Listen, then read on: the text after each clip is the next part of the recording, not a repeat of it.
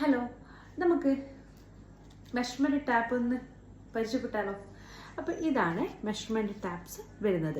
ഇത് വരുന്നത് inch ബേസാണ്. 1 inch, 2 inch, 3 inch നിങ്ങൾക്ക് കാണാമല്ലോ. അപ്പോൾ നമുക്കിപ്പോൾ 1 ഇഞ്ച് എന്ന് വെച്ചാൽ ഇവിടുന്ന് സ്റ്റാർട്ട് ചെയ്യണം. എവിടുന്ന് സ്റ്റാർട്ട് ചെയ്യണം? ഇവിടുന്ന് സ്റ്റാർട്ട് ചെയ്യണം. 1 ഇഞ്ച്, 2 ഇഞ്ച്, 3 ഇഞ്ച്. 1.5 ഇഞ്ച് എന്ന് വെച്ചാൽ എന്താ? ഇതാ കണ്ടോ, 1 ഇഞ്ച് കഴിച്ചിട്ട് കാണുന്നുണ്ടല്ലോ നിങ്ങൾ.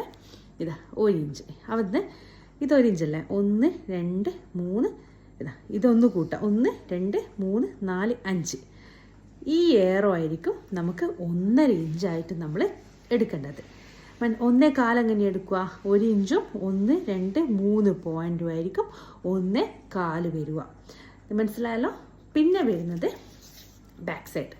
ബാക്ക് സൈഡിൽ ഈ ഒരു നമ്പേഴ്സാണ് നമുക്ക് മീറ്റർ.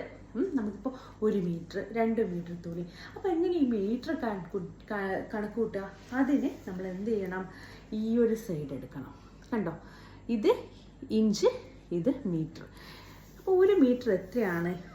1 മീറ്റർ കണ്ടോ നിങ്ങൾ, 100. ഇത് 100. അപ്പോൾ ഈ 100 എത്രയിലാണ് വരുന്നത്?